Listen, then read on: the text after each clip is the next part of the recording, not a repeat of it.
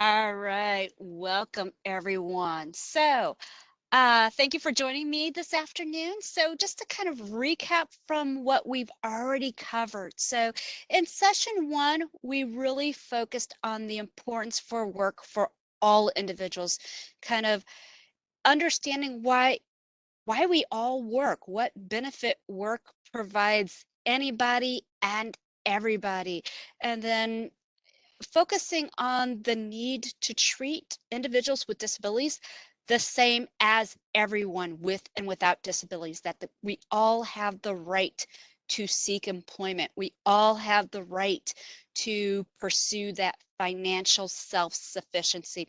And just because somebody has a disability doesn't mean they're incapable of working in a job that they find fulfilling, a job that allows them to interact with their community at large, allows them to work alongside coworkers who may or may not have disabilities, allowing them to earn that at least minimum wage, if not prevailing wage, to have opportunities to advance within their careers. So really, in that first session, we really learned it's about everybody's the same. Everybody has the same rights.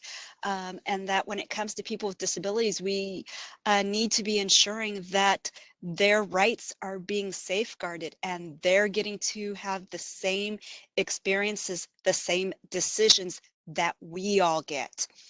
So we also talked in that first session about some of the state and federal initiatives, which are really designed to kind of help ensure that we are um, making sure that individuals are having the same rights, getting to have the same experiences, getting the support they need to achieve their employment outcomes. So Olmsted um, really stresses the need for supports to be provided in the person's community, for people to be able to access those government supports and not have to go to a segregated option just to access the supports they need. Under Workforce Innovation and Opportunity Act, it really set the goal of competitive integrated employment for all, and it aligns some funding and resources to achieve that goal. Under our home and community-based services settings rule, again, it's affirming that individuals are integrated into their community, that they have individual choice, individual rights, autonomy, choice regarding services and providers, and that uh, person-centered planning is occurring. And part of that is when we're lining up services and supports, that's based on assessed need. So again, it's that presumption that people are capable unless there's been assessment, unless there's been evidence showing otherwise. That employment first. So our employment first policy is declaring that employment in the general workforce is the first and preferred outcome. Doesn't mean it's the only outcome, and it doesn't mean that we can't fund other things. It just means that, hey, are we presuming that people are capable first, um, before we start looking at more segregated options? So, and that Empowering Through Employment initiative really designed to kind of increase the authorizations for employment supports. Again, making sure that support coordinators are aware that we have these services and supports that can help individuals achieve their employment outcomes. We're not limited as we were years ago. In session two, we took a closer look at what those services and supports that the division offers. So again, if you joined me for session two, you learned about the 5 different services that we have to help individuals in their path to employment. So that career planning really to designed to help one explore their interests, their abilities, and then learn more about the jobs available in the community and trying to identify what's going to make a good job match for that person. And then also identifying what the next steps need to be. How are we going to get there? So for individuals who need to refine or develop some of those universal workplace behaviors to be more successful in employment, we also have pre-vocational services. Job development is there to help somebody secure that paid employment. So to go find it, to go apply for it, to put their best foot forward in hopes that they will get that job offer. That supported employment is there to help support them once they do get that job offer and they accept it. So helping them acclimate to that new job, maintain that employment. And then, of course, no matter where somebody is in their path to employment, um, if they're wanting to know, hey, how can I be more self-sufficient? What are the options available to me? How can I use work incentives? That benefits planning is really designed to help support individuals with that, so that that fear of losing benefits doesn't have to be that barrier to employment.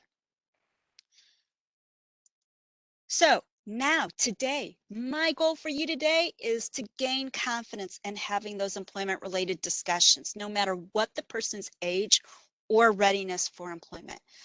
When you leave here, I want you to have some strategies that you can use for discussing those employment related goals, for preparing young individuals for future work, and for addressing those potential barriers. And then, of course, hopefully when you leave here, you'll know a few more resources that you can tap into to help individuals achieve their employment outcomes.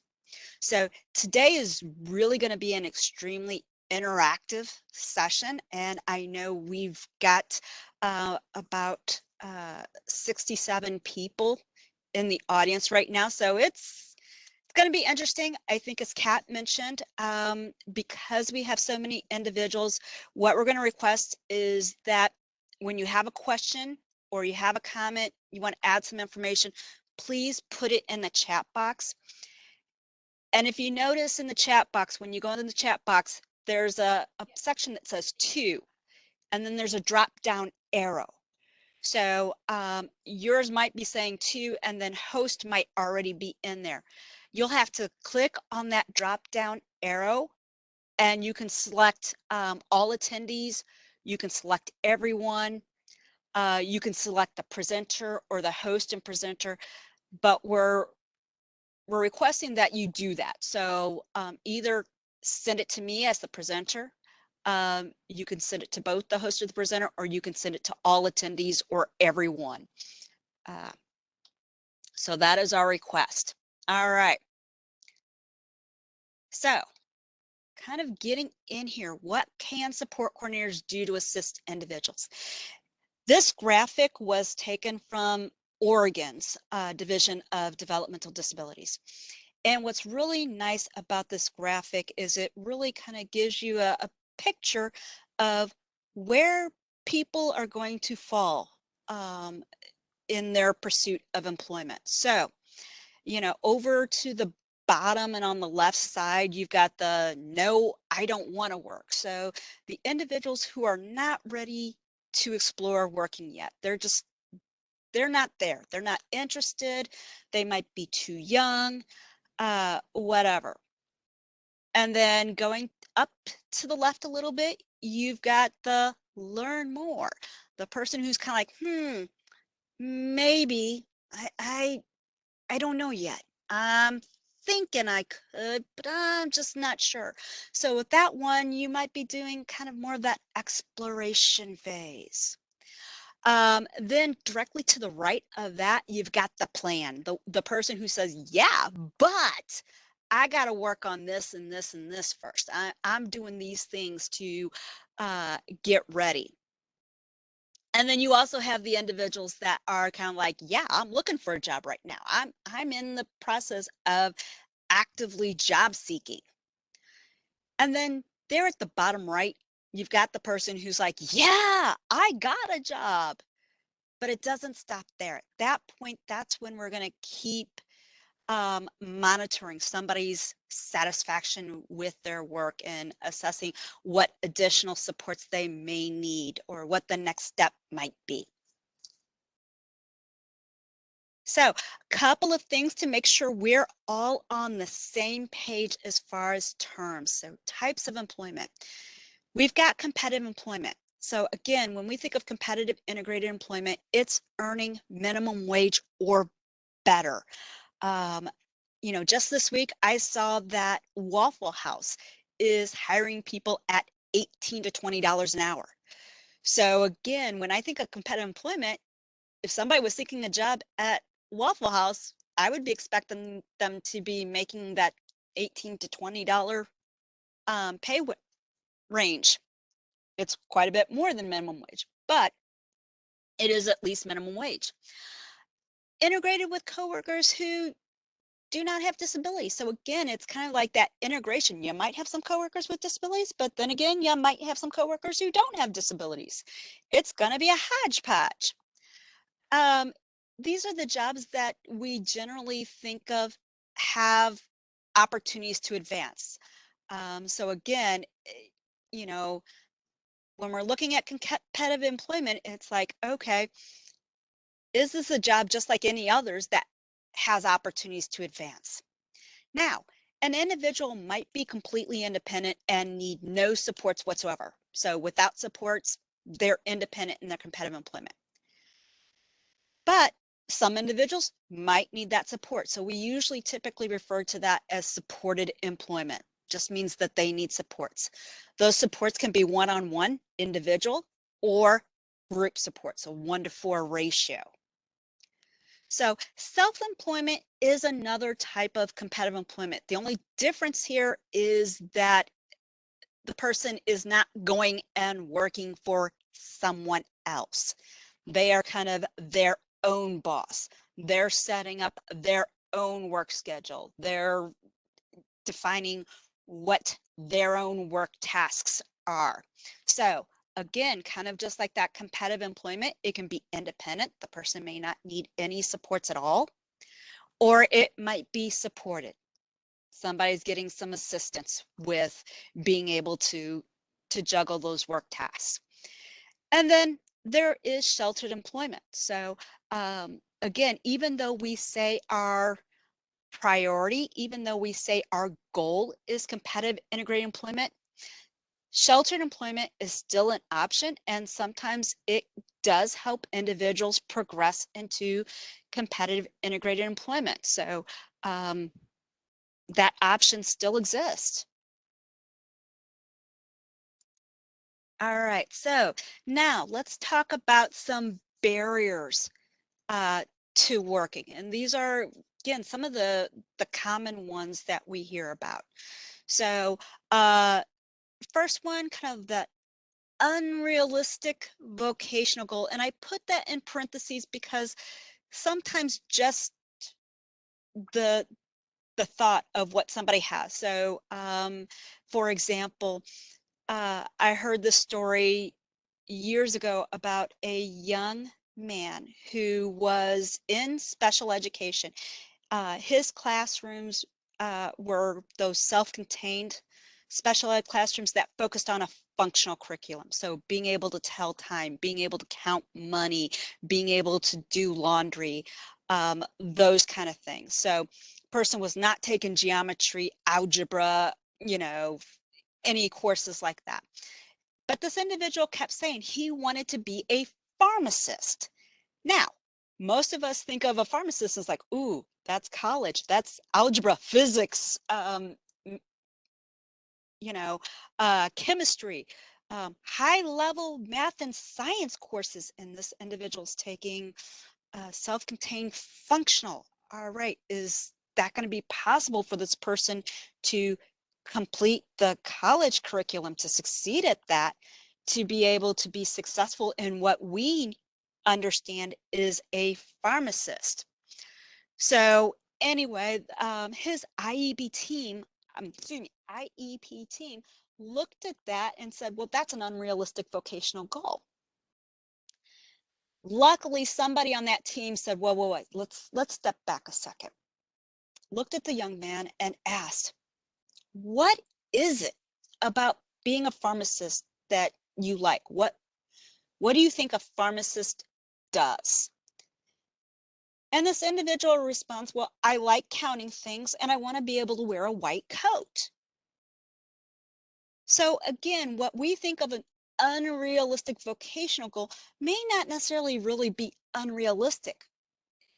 Sometimes what we need to do is we need to step back and understand where the person is coming from, what it is about that job title that that person is drawn to.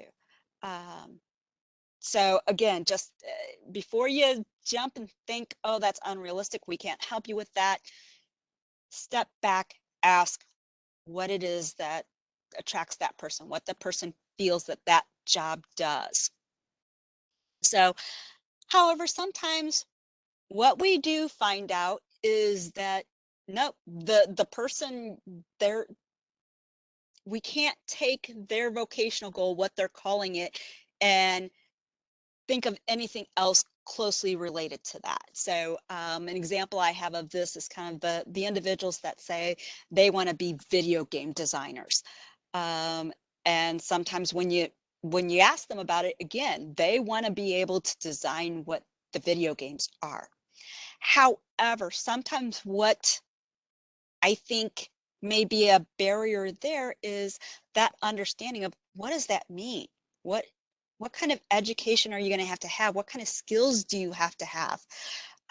So sometimes some of these individuals that want to be these video game designers, they don't realize that no, your chances are you're probably going to have to work alongside other programmers. And you're going to have to be able to code or program. They think, okay, I'm just going to give you the sketch, tell you what I want the game to do, and you're going to do it. May not be that way.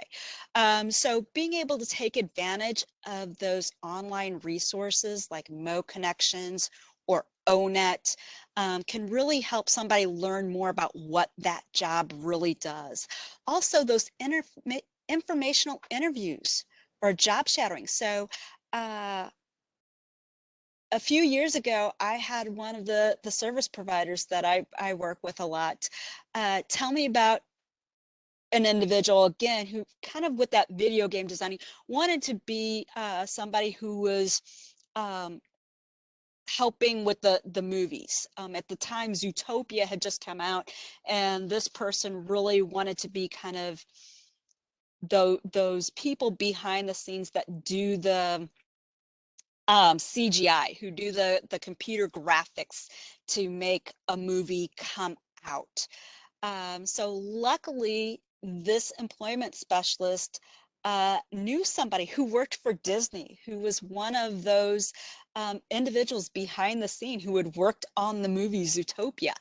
And she was able to schedule an informational interview where the individual learned that it's like, okay, wait a minute, this person basically spent all their time designing the leaf on a tree in Zootopia. Didn't really get to do some of the other, more fun stuff. It was you were designing a leaf.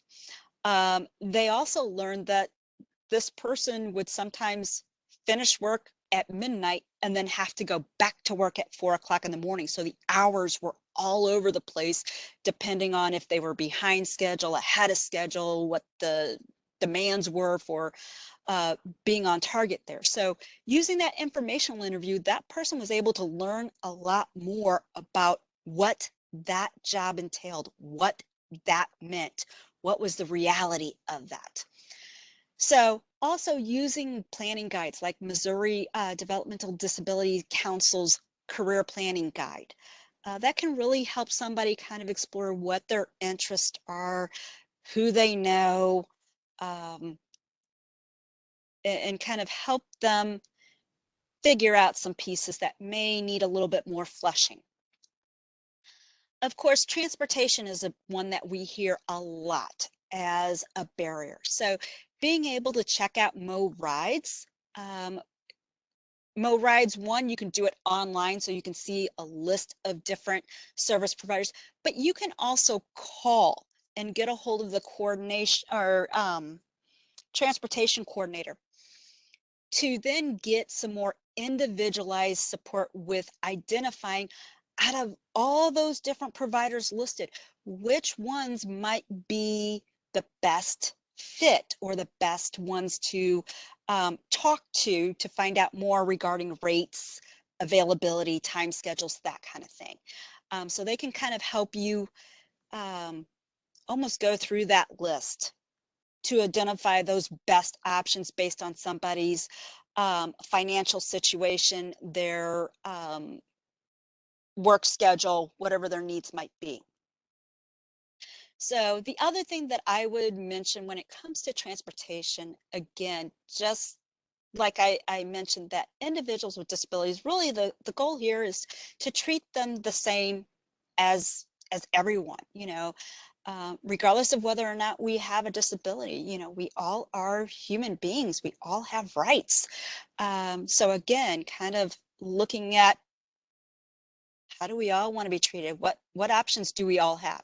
So when it comes to transportation, kind of asking yourself, okay, how do I get to work? And for some of us, we drive. Well, what would happen if we couldn't drive all of a sudden? We broke our foot, can't drive, or our car ended up in the garage. We're out of commission, and say it's going to be for a long time. What would we do? And again, kind of thinking of that, it's like most of us, well, if I had a broken foot, I'd be looking at people I work with. Does anybody live by me? Could I carpool with anybody? Do I have any friends or family near me, like my husband? Because my husband take me to and from work. So now if I start ruling out, okay, no coworkers, no friends and family that could help me, then I might have to start planning for, okay, what's going to be my most cost-effective option. So I might be checking out MoRides and going, hey, what are the transportation providers and which ones might fit into my budget? So again, kind of helping individuals to do the same kind of process of going through and exploring and asking themselves that question to kind of help them identify their transportation options. If somebody's not ready for VR, connect them to a pre-vocational program. So several Senate Bill 40 boards across the state do have funding for pre-vocational programs. So can we connect them to that? Sheltered workshop might be a starting point to help somebody identify or to help somebody gain those skills they need to be ready to take that next step. We might also be using waiver funding. So again, it's kind of looking at all those different options and trying to figure out what's going to be the best fit for somebody, what's going to help them achieve the goal that they want to. Benefits, that's another one that is a huge one that we hear about, that fear of losing benefits. So luckily, as you guys heard last week, we now have a benefits planning service. So you can connect somebody through the Work Incentive Planning Assistance Project. So there are two WIPA projects in the state of Missouri, Paraquad and MoPNA. So if a WIPA provider cannot assist an individual, if they happen to be eligible for waiver funding, hey, we could fund that under benefits planning. But not everybody needs that intense level of support.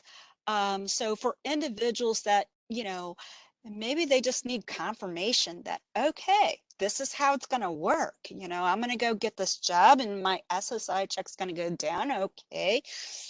I just want to make sure that's what's going to happen. So for some individuals that don't need that intense level of support and they just need a little bit of confirmation, maybe we're using DB 101, which is a website that has videos that one can watch to understand how work income affects different types of Social Security benefits.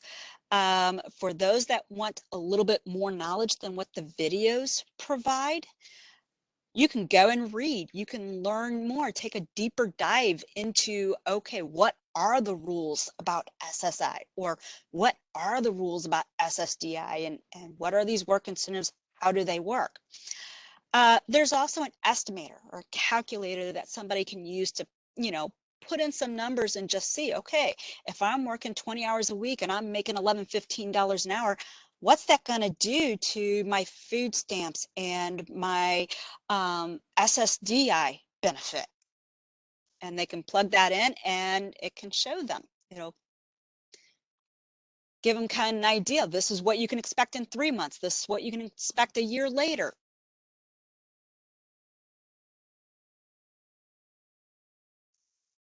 So now, let's say we've determined that somebody's kind of in that first path that we talk about back on that screen when I was talking about that graphic from Oregon. So not ready for work. We've kind of, the person's kind of like, nope, not there. First thing we need to do as support coordinators, we need to figure out, why are they not ready? Being obvious, maybe sometimes they're too young. They're 6 years old, they're 12 years old, they're not in that, what we consider that working age range. So when somebody's that young, we're going to be talking about their interests. We're going to be asking what they want to be when they grow up. We're going to encourage that independence and responsibilities, encouraging them to grow in those universal skills that are needed for adulthood. As support coordinators, we want to make making sure that we're connecting those individuals and their families to other opportunities that help develop those skills. So if the reason that they're not ready for work is more to a fear or barrier, they're saying, I'm not wanting to work because I'm afraid I'm going to lose my benefits. Again, we want to find out what it is. What is that fear? Or what is that barrier? What's preventing them from wanting to explore work? However, we don't want to just leave it there. We don't just want to stop with, oh, okay, they're afraid of losing their benefits. Okay, that's the issue. Moving on. When we don't address that fear, or we don't address that barrier, that becomes a roadblock. That basically stops somebody from ever getting past that. So we want to make sure that we are providing education if that's what they need, or helping them actually solve that barrier. So providing some solutions to address those barriers. So again, kind of like when we're talking about transportation being the barrier, are we helping them to identify possible options, possible resources to tap into? Are we talking about the pros and cons of working? So again, during that first session, we talked about why we work. What are the benefits of working? So one of the major benefits is that increased financial capability, but that's not the only uh, benefit of working. Could be gaining skills, belonging to your community, having something worthwhile to do, feeling good about yourself. There's a whole number of different benefits for working. So talking about those, helping people to understand that, connecting work to interest. Earlier, I think it was last year, I take it back. Last year, I had the opportunity to talk to a support coordinator who told me that one of the strategies she used is she connected work to achieving a personal goal or outcome. So she had an individual, for example, that wanted to be able to play guitar, wanted to have a guitar, wanted to take some lessons to learn how to play the guitar. That was that person's personal goal. So then what the support coordinator did was, well, how are you going to get a guitar? Do you have money saved up? How are you going to be able to afford this guitar? So right there, the person's like, well, I need to get money. Okay, how are you going to get money? Well, one of the common ways of getting money is getting a job. Okay. But then it wasn't just about getting the guitar. Again, this person wanted to be able to play the guitar. So it's like, oh, are you going to need lessons? Okay, are those lessons going to be free? Or are you going to have to pay for some lessons? So again, kind of taking what those personal goals would be and using work or employment as a way to achieve that personal goal. So and another one could be possibly utilizing some career planning to assess those interests and address those fears and barriers. So again, a different support coordinator that I had talked to last year, one of the strategies he used was going to an expert. So when he had individuals that basically they wanted to understand how working would affect their benefits, he felt knowledgeable that he could help them. He could use DB 101 and help them understand how working would affect their benefits. But he basically indicated that sometimes it comes better coming from somebody else, somebody that they see as an expert, so that it's not just me telling them this, but it's me and an expert telling them the same information. So again, sometimes using that career planning to help individuals kind of learn what they need to learn, or using that benefits planning service to help them learn what they need to learn. Real quickly, I'm seeing some comments in the chat box, so I'm going to stop real here quick.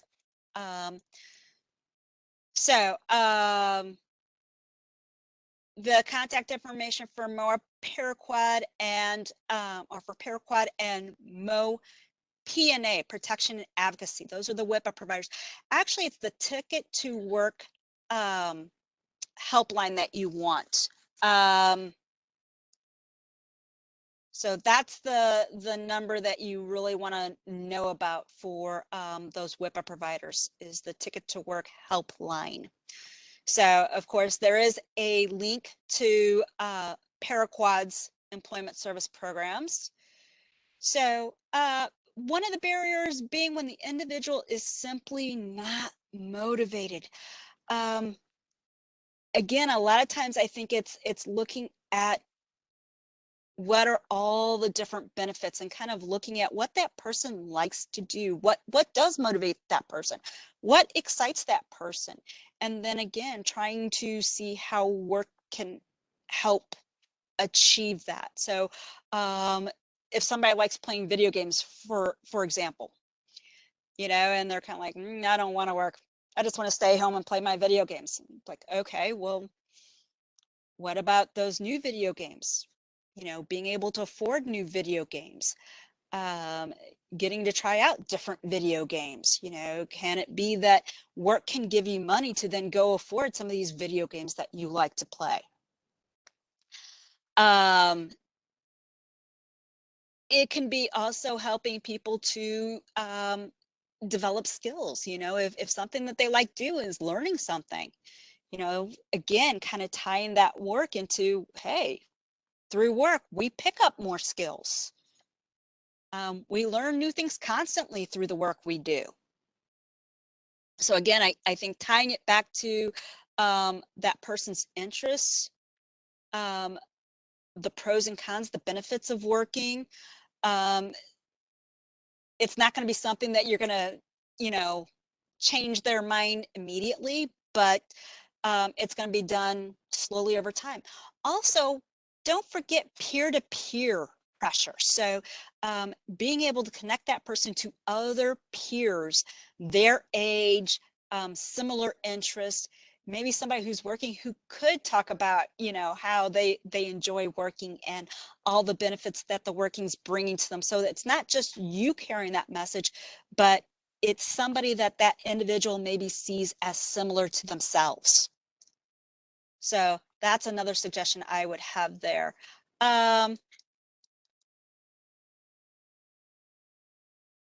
Childcare.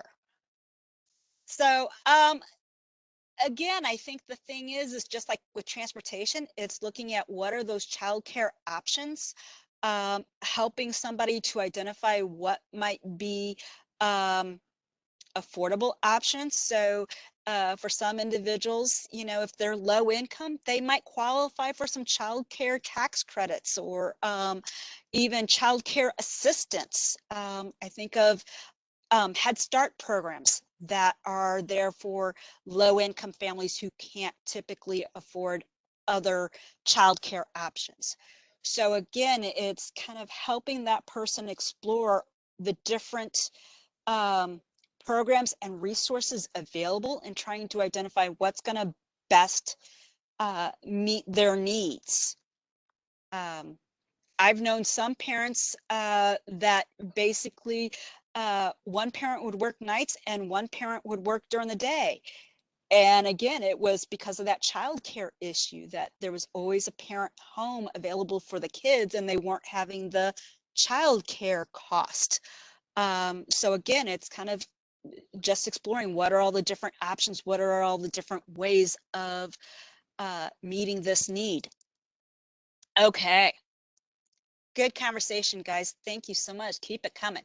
So now one of the things I want to show you, and of course on the screen, you may not be able to read it that well. Over on the left-hand side, you should see a little toolbar. If you take your mouse and hover over to the left side of your screen, you should be able to see like a little magnifier. One is going to have a plus and one is going to have a minus, which allows you to kind of zoom in or zoom out. So if you wanted to, you could kind of zoom in to be able to see it a little bit better. We did post this on our website so that you can also download this document to be able to see it. So basically what this is in a nutshell uh, is it gives you as support coordinators ideas of ways to help individuals of any age uh, get prepared for that future employment. So it's broken down by age range. So right now with this page, we are looking at the preschool age. So, and then it's looking at the different experiences. So one is going to be what can the families themselves, what kind of experiences do individuals of preschool age typically have within their own family dynamics? Then next down, we're looking at, okay, preschool age, they may or may not be going to school. What would school or daycare be providing them? And then as support coordinators, that bottom is kind of like, what can we as support coordinators be doing? What resources can we be connecting that family to? Or how can our interactions help that really young child or that family of that really young child prepare them for that future employment? We also broke it down by the type of skill. So independence, responsibility being one of the big things that we see prevents individuals from being ready for employment when they get out of high school. So being able to initiate tasks on their own. So being able to get themselves dressed, being able to take care of things, those kind of things. Second column is kind of like that decision making, you know, being able to, you know, look at something, go, okay, here's the problem. Here are my options for addressing that problem. And this is what I'm going to do. So, and then that third one is those interpersonal skills. So being able to get along with others. So what we can see with that preschool age, again, you know, really young children, it starts with taking care of themselves. And if you think about when you grew up, how did it start with you? So first it might have been, hey, you need to, you know, pick up after yourself. You got out your toys, you put them away. It could also be, again, you starting to help out. So your parents might pick out your clothes and then it's kind of like, okay, here, I'm going to help get you started, but you finish. Or maybe you start, you put your feet in your pants and then I'll help you pull them up and buckle them or whatever needs to be done. So it's kind of the same things, as families,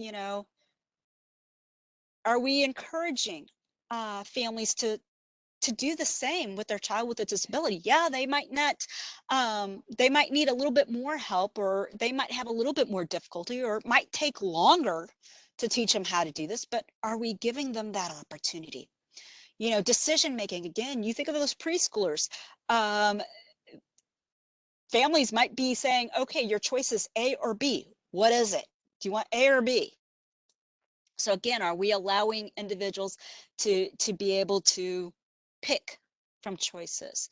When it comes to those interpersonal skills, often young children, they're getting exposed to others. They might have siblings that they're having to get along with, but they might be going to school where they've got classmates and they're starting to learn some rules about how you can and cannot interact with others.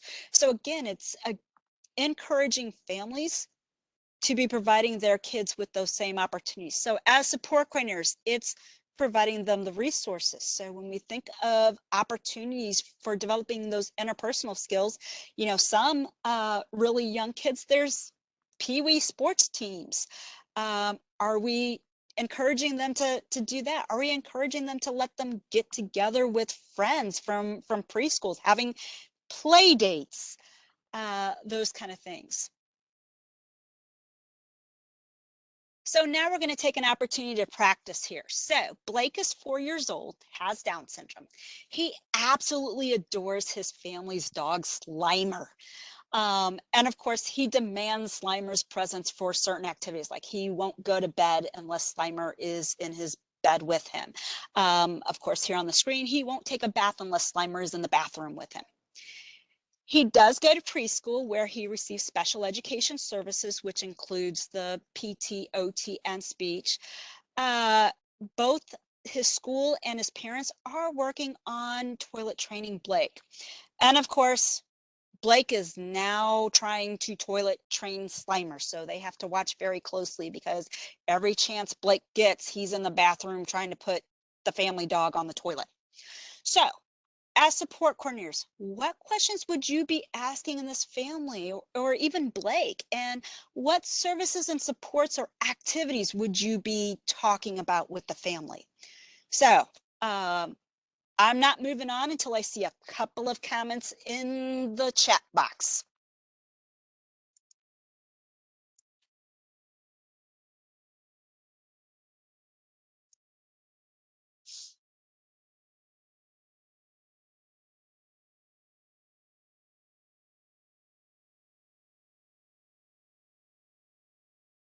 All right, I see one. And good. It's kind of like, okay, doing that independence. Um, could Blake be taking care of his dog, maybe feeding his dog or helping to walk the dog? So yeah, when he loves the dog so much, that could be teaching some independence and responsibility. Love that. Can I get one more? At least one more.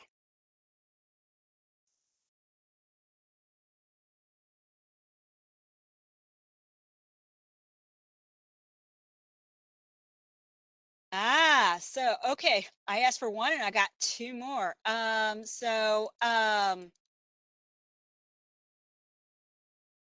Setting goals with Blake and his family, take ownership, picking up after the dog. Yeah, definitely developing those work skills, those future work skills. Um, so um, Social opportunities. Oh, like going to the dog park. Love that.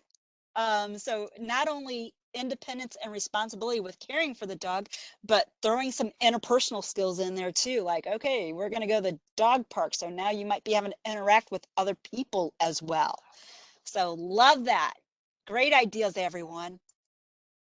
So now we're going to move on to the elementary school age. And what you're going to see with this one is building upon those preschool. So again, when you think of elementary age, now it's not only taking care of oneself, but it's also moving into contributing to the family. So taking on family chores like taking out the trash, clearing the table.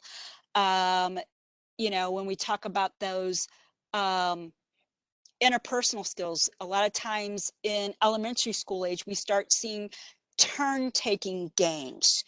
So more kind of close social interaction, give and take type things. Um, more community participation. So we see things like Boy Scouts, Girl Scouts, um, again, kind of more sports leagues and stuff like that. So we start seeing more opportunities based on individuals' interests. There's more freedom to start solving some disputes among classmates. Some greater opportunities for making decisions. So sometimes with elementary school age, it's now, okay, I'm not just giving you an option, but I'm allowing you to come up with one on your own. So as support coordinators, things that we can be doing is talking about those chores. Are individuals having chores that they have to do? It might also be encouraging parents to allow that youth to have more say in some of the decisions that need to be made, having more choices, encouraging that individual to participate more in their ISP development, offering more comments about what they can and can't do, what they struggle with, what they would like to achieve, connecting those families to those social opportunities. So now let's practice again. Aiden, 10 years old, loves being on the computer. He mainly spends his time watching videos. He loves anything Marvel and or DC comics. However, Aiden doesn't like to talk, so he's going to avoid verbal communication as much as possible, but he can talk. And usually when he does talk, it's in as few words as possible. So if he can do it in one word, it's done in one word. If it can be in a short phrase, 2 to 3 words, it's going to be done then. Uh, as far as school goes, he has kind of like a half and half. Half of his day is spent in regular education classes with the regular ed curriculum, and then the other half is in special education um, classroom. So, of course, when he's in that regular education setting, he has a paraprofessional who provides assistance as needed. He does receive PT, OT, and speech at school, but he also participates in therapies outside of school, kind of like aqua and equine therapy. So, 10-year-old, what kinds of questions would you be asking of Aiden and his family? And what services, supports, or activities would you be talking about?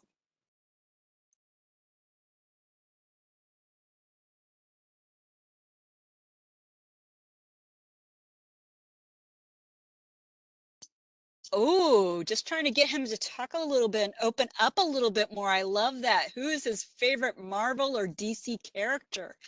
Um, okay. Throwing in some of that technology. Does he use an iPad or other device for communication? So great thing. What about those therapies? Is there more interaction? Sometimes we see with equine therapy that it helps individuals with that speech and communication. Um, Maybe even talking about, hey, have you thought about art therapy? Okay. So, um, some good thoughts. Now, again, 10 years old, we're getting a little bit closer to working age. I would also start to be talking about what do you want to be when you grow up? And same thing with Blake. You could even ask Blake, but Blake, yeah, um, it's very interesting what Blake could come up with that he wants to be. Aiden, I would start asking him, what he wants to be when he grows up. Um, So kind of tying back, and then also at home, what kind of chores, what kind of responsibilities does he have? Are we developing some of those independent skills that are going to be needed?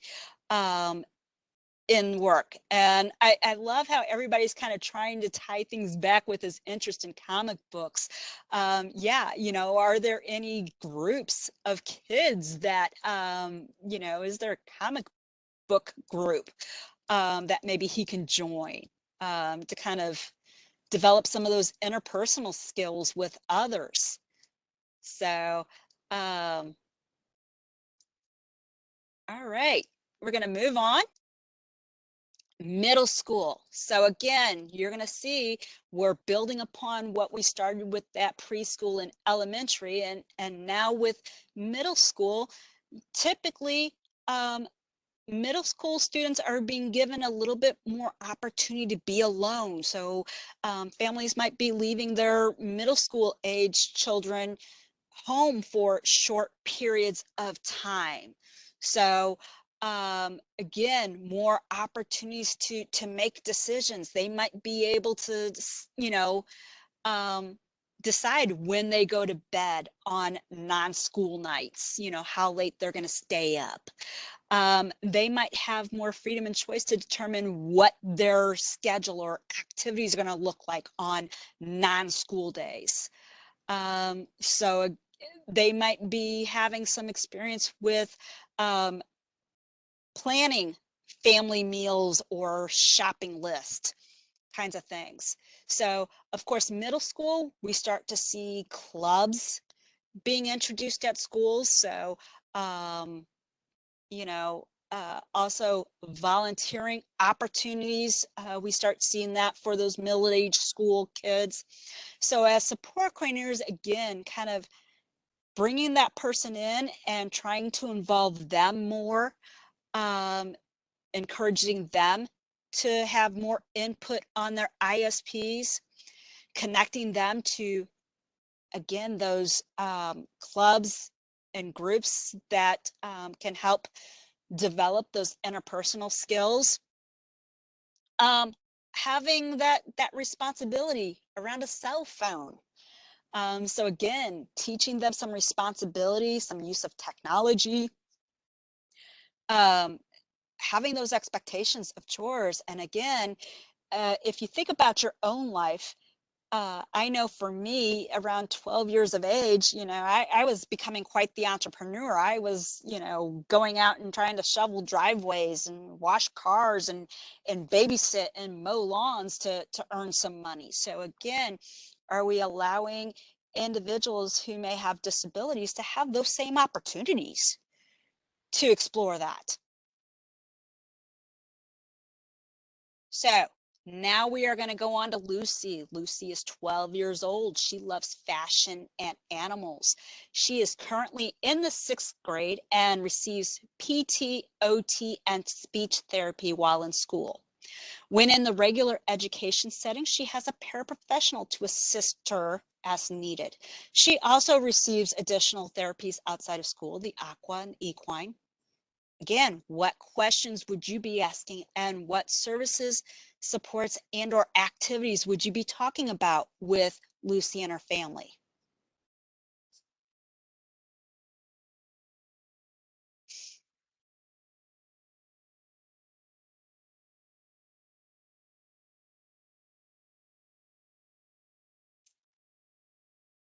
Okay, so knowing that she loves animals, have we thought about volunteering in an animal shelter? Okay. Um, does she have an interest in, what does she want to do for work? What would that job look like? Would she be a seamstress, sewing, or working with animals? Um, Asking her about her um, satisfaction in the activities she currently participates in.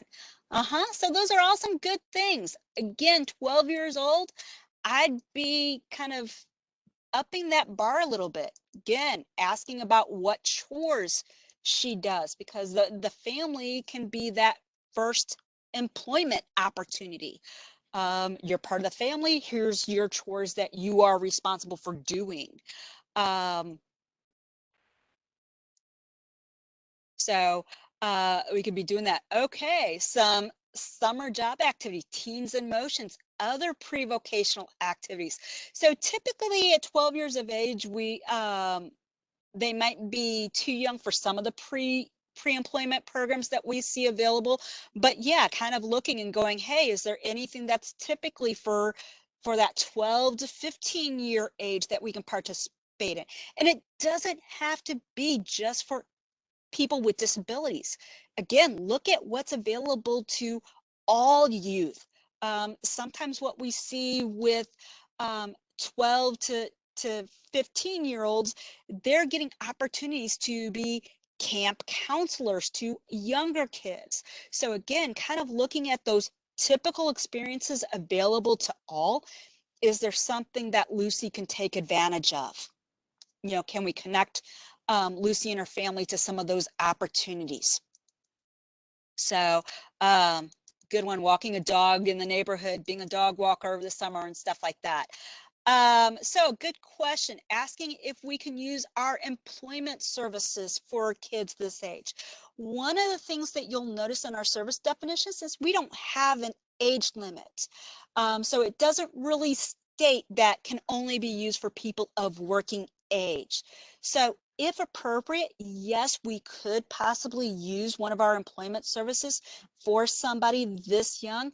However, the thing you want to be careful about, the thing you want to watch here, especially when it gets into that H2023 code, which is supported employment, we have to adhere to law, regulations, laws, especially regarding kids and employment. And Department of Labor, at 12 years of age, I don't know that they would really allow somebody to be in a job like at McDonald's. Now, could they be an entrepreneur, doing side jobs in their community and earning some cash? That's very well possible. But typically you're not going to see a 12-year-old working at McDonald's or Target or any place like that.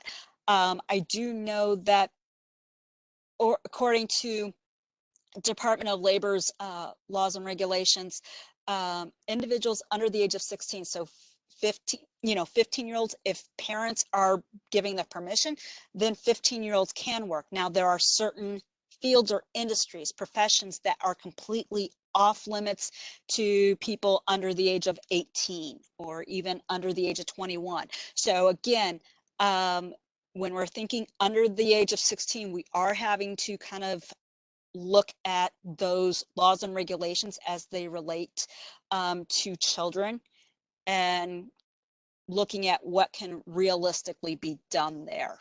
So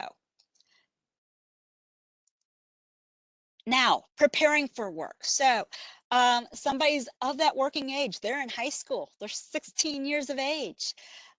So again, they're getting closer to getting out of high school. So we want to ramp it up a little bit more. We want to make sure that we're connecting them to programs that are going to develop those skills. So in school, we're looking at what the school has to offer. All of the schools in Missouri, most of them, should have a pre-employment transition specialist. So I know all of the schools in the state of Missouri have access. So we do have pre-employment transition specialists that work out of the MU Hook Center. They are designed to work directly in the schools with students to help get them ready for employment after high school. So it might be kind of asking that question, hey, who's the pre-employment transition specialist for this school? And is this student meeting with that pre-employment transition specialist? It's also looking at what work experience opportunities does the school provide. So some schools might partner with businesses outside of the school district, kind of doing those community-based work experiences. Other schools might be very limited and not have access to those businesses outside of the school. Maybe they're more rural, there's less available. So it might be more in-house, in-school opportunities. Working in the cafeteria or working in different departments in the school. Some schools have even developed their own businesses, like a cafe or a snack shop. So it might be looking at again, what opportunities do those schools provide? And can the student participate in them? Some schools do have a project search program, or I know here in the St. Louis area, we've got a school district that calls them vocational site programs. So again, kind of looking at what's available through the school and what can we connect them with. Between the ages of 16 to 24, check out what's available with the job centers. The job centers all have youth programs available for 16 to 24. So kind of looking at what can we tap into, what might make sense for that individual. Looking at summer work experience programs. So again, depending on the Senate Bill 40 board funding that's available in that county. I know here in the St. Louis area, our Senate Bill 40 boards are able to fund a paid work experience for youth who are still in school during the summer, called STEP or SWEP. Of course, VR has now developed its own summer employment program that is available to juniors statewide. There's also programs like Youth Build. Spicy is the Summer Parks Youth Corps. So again, kind of doing some research, and it might start with that job center and going, hey, what's available for summer youth work experience that maybe we can tap into. For some individuals, it might be looking at those pre-vocational programs. Again, either Senate Bill 40 board funded or waiver funded. So again, it's kind of looking at what's all of our resources and what's going to make the most sense and help this person achieve the maximum amount as possible. So we also want to be making sure that we're assessing where they may need more assistance. Are they needing more assistance in those soft skills, those interpersonal skills, independence, decision making? Or is it that they need more assistance kind of identifying their work interest, or developing some of those hard skills? So again, last time you're going to see this document. So we've done the early childhood, elementary, and middle school. Now we're into that high school, and you can see it's once again building, and it's, you know, the expectation is going up that much more. So high schoolers, you know, we're looking at, not only are they doing chores, but we might also be looking at, do they need reminders? Are they needing additional assistance to complete those chores? We might be, you know, asking them about those jobs that they're interested in. And again, kind of narrowing it down to, ooh, what interests you about that job? What are the skills that you think you have? What are the interests you have? Again, trying to kind of align that and go, okay, what experiences can we give you to help you see the different jobs and the different things? So it might do some mapping to help people see, okay, here's the path that you need to take to get this type of job. Again, expecting more participation from that youth in the development of their ISP. When it comes to quarterly reviews, it might be conducting those quarterly reviews with that youth. So not just talking to mom and dad, but talking to the youth, you know, hey, how are you doing on achieving this goal? So again, it's kind of fostering that greater independence and connecting them to those activities that are going to help them develop skills. So those clubs, those groups, you know, this one we might be encouraging more volunteer activities. Summertime employment even. All right, so now let's practice. Missy is 17 years of age. She loves children and often talks about how she wants to be a teacher. Missy spends the majority of her time in a self-contained classroom that follows a functional curriculum. She is able to recognize some sight words. She can tell time with a digital clock, but not an analog clock. She is currently able to recognize that 4 quarters equal $1. She is also able to count $1 bills, but if there's other denominations like $5 or $10, she's going to have more difficulty because everything counts as one. With money or with coins, she can recognize that a dime equals 10 cents and a nickel equals 5 cents, but it's the same thing as the dollars. Everything equals one. It gets counted as 1, 2, 3. So, knowing that about Missy, what questions would you be asking Missy and her family? And what services and supports or activities would you be talking about?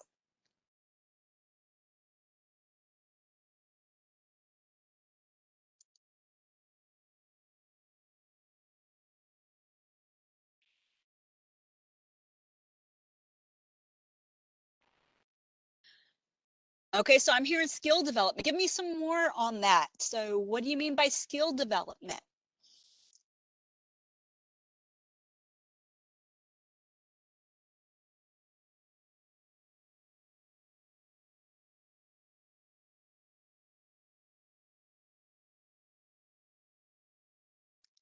So, maybe focusing on counting that money, giving her more opportunity.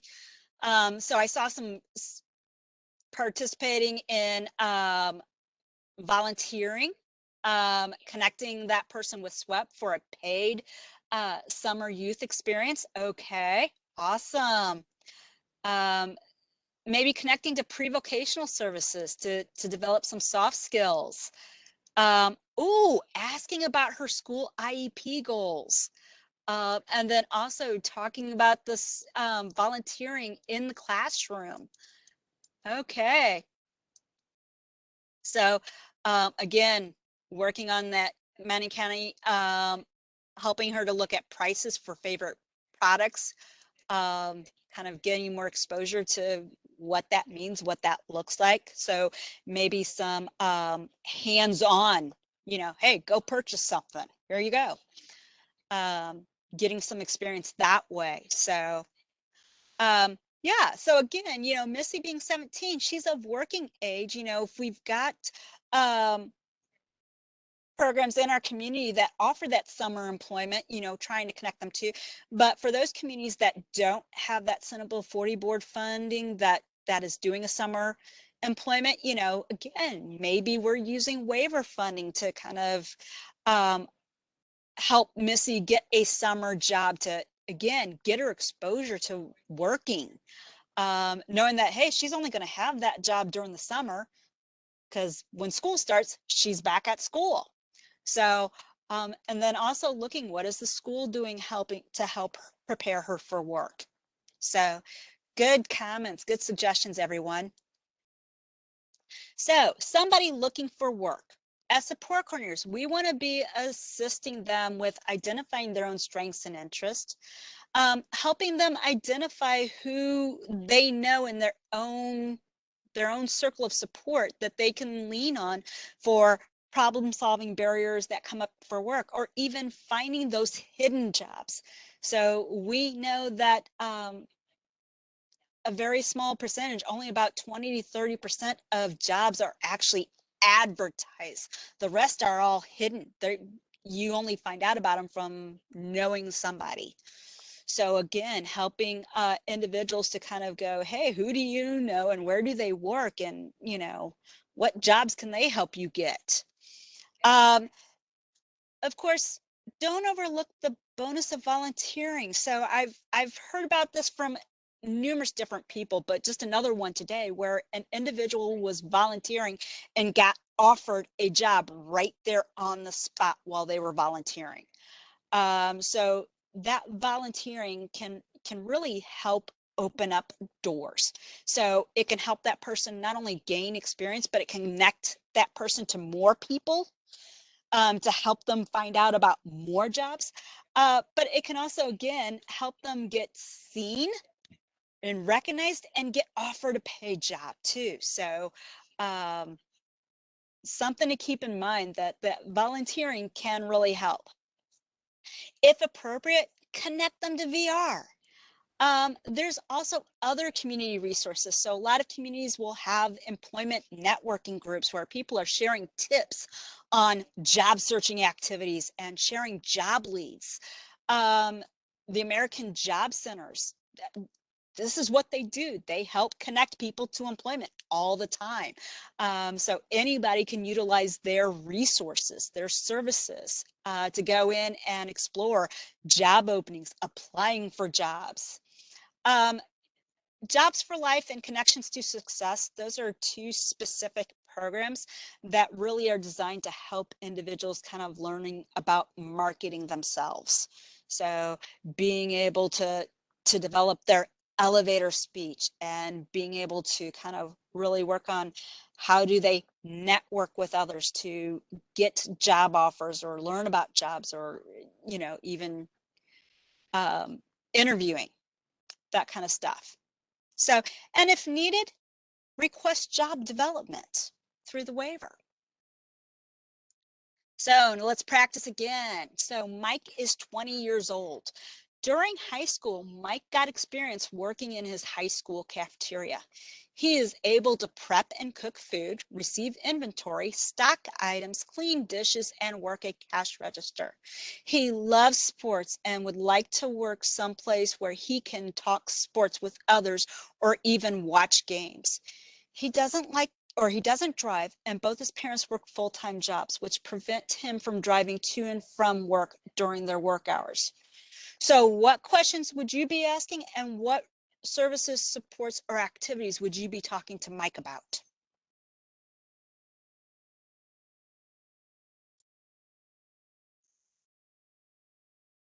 Ah, so kind of jumping in there and just started thinking about jobs already. So sports complex,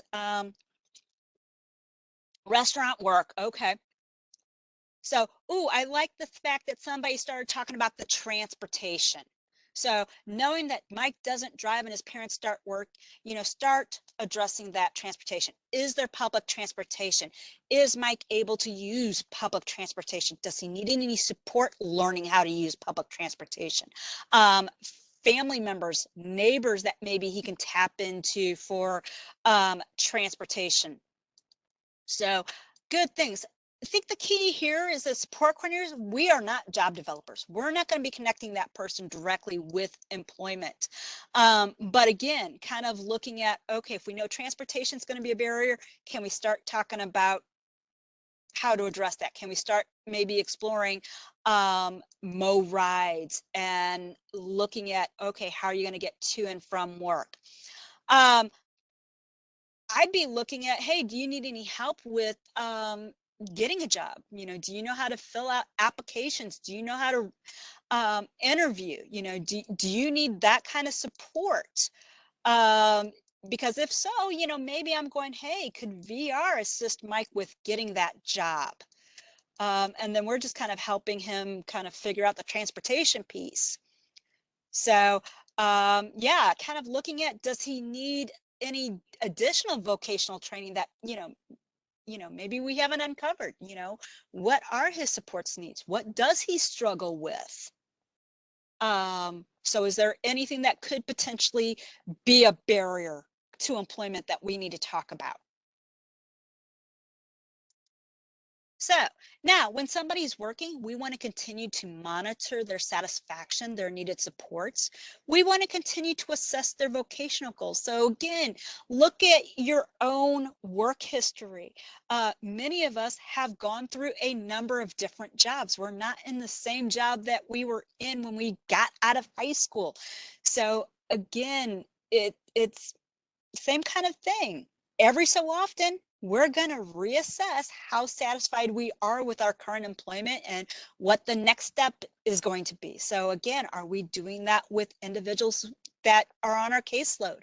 Are we looking at how satisfied they are with their work? Are we talking about supports they might need to achieve their career goals? Kind of continuing to assess those career goals, coordinating additional supports whenever needed. So if somebody's ready to take that next step, maybe it's, well, I want to identify what that next job is going to be. I don't know, but yeah, I'm feeling like I'm getting close to being ready to take that next step. I'm bored with my job. Okay, all right. So do we need to connect them with VR to kind of explore what that next job will be? Or, maybe they know. Again, do we need to connect you with VR to help you get that next job?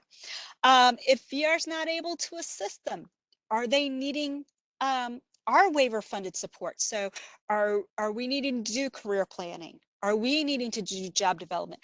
If somebody's been in a job for a while and they're just now starting to struggle, but maybe because they got a new supervisor, or maybe it's because, their older sibling also worked there and was a natural support, but now their older sibling has moved on and now that person's struggling to maintain their job. So we're hearing that it's like, oh yeah, I'm getting less and less hours at work. They're not putting me on the schedule anymore. Well, do we need to possibly request supported employment through the waiver funding to help you get back up to a level where you're meeting your supervisor's expectations and you're getting more hours at work? Do we need to utilize those job centers or higher education for gaining more skills? Or is it, that somebody needs some non-employment related support, transportation or personal assistance, behavioral supports? So, and again, just kind of helping to problem solve issues as they arise. So that's what we want to be doing as case managers. So let's practice. Jacob is working 12 hours per week as a dishwasher. He often expresses that he is not happy with his work and would prefer getting another job. When asked what he wants to do, Jacob will talk about wanting to be a video game designer. He's able to read at a 4th grade level. However, comprehension is more of that 2nd to 3rd grade level. His math skills are about a 6th grade level. He tried to get into college, but he wasn't able to score high on those basic college entrance exams. So he took some basic courses in math and that adult education learning comprehension classes, but he hasn't been successful in really progressing his skills to a level where he can pass those entry college level, those entry college exams. So knowing that that's going to be a barrier. So, and again, looking at that video game designer, and you got to have some coding, you've got to be able to do that. We know there could be a barrier with him being able to get into the programs he wants to get into to get that type of job. What questions would you be asking, Jacob? What services, supports, or activities would you be talking about?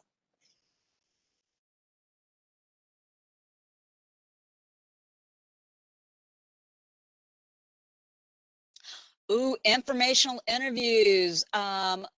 So again, as support coordinators, we're not the ones that are necessarily going to be doing the job supports. We're not the ones who are going to have to necessarily figure it out.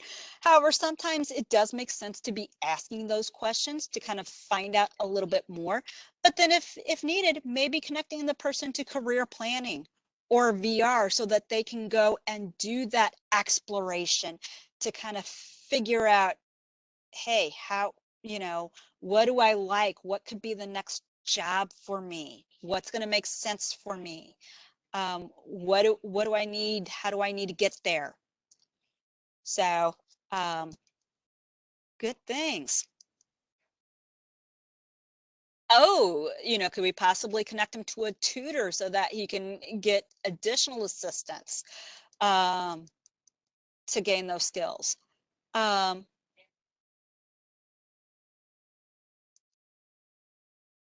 so, good one. So again, kind of that discovery and exploration or that career planning through us. Um, maybe connecting him to resources, coding programs, things that maybe can be like a self-learning. Um, so good things. And one comment, about a video game tester, getting a Twitch account that people pay to watch people play video games. Again, maybe something might be connecting them to career planning or VR's discovery and exploration again to kind of do kind of that deeper dive into what's available, what's feasible, what skills do you have to have, what kind of jobs are out there. So let's do another one of practice. So Sam currently works 30 hours per week at a sheltered workshop. Sam's production is good enough that he is earning at least minimum wage at the sheltered workshop. With support from the sheltered workshop, Sam has expressed a desire to work out in his community. Since he is familiar with warehouse settings, he is very open to working in manufacturing and distribution companies. The sheltered workshop has been very supportive of Sam exploring work in the community and has been giving him experience with operating the forklift so that he will have more desired skills for a community job. His parents are concerned about the effect that this type of job change might have on his Social Security and Medicaid benefits. They are also fearful that he may not have as supportive of an environment as what the sheltered workshop provided. So as support coordinators, what questions would you be asking? And then what services, supports, or activities would you be talking about?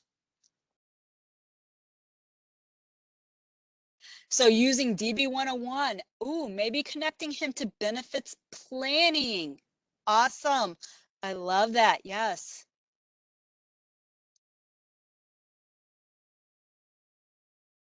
What else?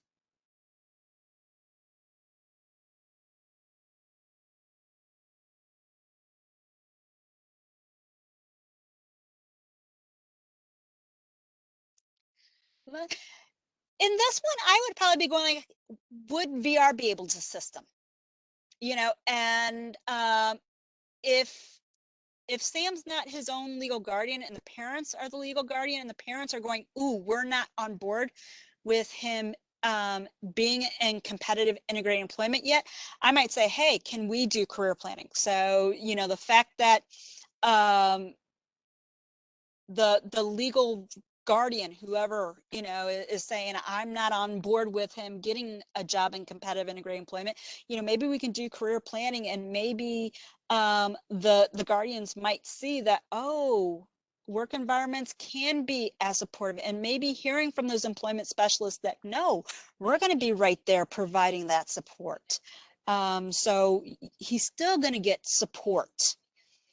um, and I see some of that. So kind of, you know, talking about what supports might be needing, and kind of talking about those emotional benefits. But yeah, getting, how will he get to his new job? Ooh, that's a good one too. How is he going to get to his new job? You know, did that shelter workshop provide transportation? Um, and what kind of transportation supports is he going to need with getting a job out in the community? So, but yeah, part of it I would be asking about VR is it time to connect them to VR to help them actually explore working in the community? So let me see here real quick. All righty. um we're going to do Rachel. And then we're going to move on. So Rachel is 30 years of age. She has been working at Shelter Workshop for close to 10 years.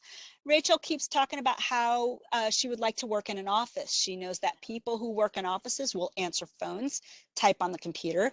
Rachel has a room in her home that is set up like an office. And when she's not at work, she can be found in her office performing office work.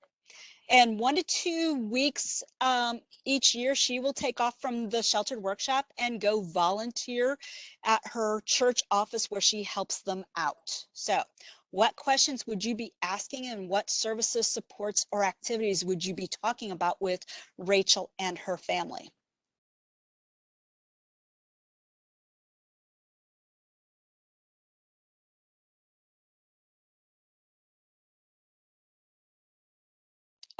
Do you need help with a resume, applying for jobs? So kind of going, okay, is she going to need some job development help? Asking about employment opportunities with her church office. Um, so again, I think what's I want to stress here is support coordinators, we're not having to be the employment specialist. Um, we are just having to kind of Again, connect them with resources, services, supports that might then assist them with that, getting connected with that employment specialist who is going to be doing that deeper dive and actually looking at, hey, what employment opportunities actually exist and what are Rachel's skills? So we know she likes doing office work, but what does that look like? What does that mean? Can she type 40 minutes a word or 40 words a minute? Um, you know, um, is she able to alphabetize things? Can she read? Those are kind of the things that I'd be looking at, is kind of like what services or supports can I connect her with that is then going to take that deeper dive. So am I requesting career planning for us to provide that, or is that something that VR is willing to fund right now? Where are the gaps? I know in our earlier example, we were kind of talking about, okay, so Rachel gets this other job, how is she going to get to and from work? Do we have to be talking about transportation? Are there concerns about benefits that maybe we need to be connecting with a benefits specialist? Those kind of things. So great conversation, everyone. So now in the last 4 minutes, just wanting to remind you about some resources that are available to assist you. So on our website, if you go to our website and you click on developmental disabilities and then go down to community, the community tab towards the bottom, that will expand some options, and you want to look at the employment. So community and then down to employment, you click on employment. That brings you to all the employment resources, all the things that we've developed over the years to help you with helping individuals get employment. So of course, charting the life course tools are a great way for having conversation. So that trajectory can be used in kind of identifying, hey, where do you want to be in 5 to 10 years of your life, and what things do you need to start doing now and build upon to get where you want to go? What kind of activities are going to take you away from where you want to go, or where do you not want to go? That integrated star can be really great for kind of mapping out somebody's resources, looking at who that person knows that can help them, what skills that person has, kind of what those community resources are that that person could then tap into, and also technology. So earlier when we were talking about the individual, I think it was Aiden, who didn't like to talk, somebody asked, hey, does he have an iPad that he uses, or some other communication device that he uses? So again, that integrated support star can be really good for kind of doing that person mapping and kind of looking at all the different resources, all the different strengths that person has that we can tap into. Of course, we know that sometimes, the more somebody has more support needs, the more concerns and fears there might be about somebody's safety and security in employment. It's also kind of looking at all those, it's all related, it's all interwoven together. So sometimes you can't just look at employment. You've got to look at, okay, employment and safety, and employment and community interaction, and belonging, and employment and housing. So one of the tools available on the life course tools is kind of a tool to take a deeper look into what a family or an individual might want, looking at the different aspects of living, so looking at what do you want for a career, and employment, daily life, looking at social, looking at security wise, financial, just kind of seeing how all of that kind of plays in together and trying to address all of that. So, and then of course, DB 101 we talked about with actually the benefits. So we're at time. I want to thank you all for joining me this afternoon. So hopefully you got something out of it. And please don't hesitate to reach out to me if you have any questions. So there's my contact information. You can call me 636-926-1229 or email me sandy.kaiser, and that is spelled Keyser @dmh.mo.gov. Thanks everyone, and have a great afternoon. Bye-bye.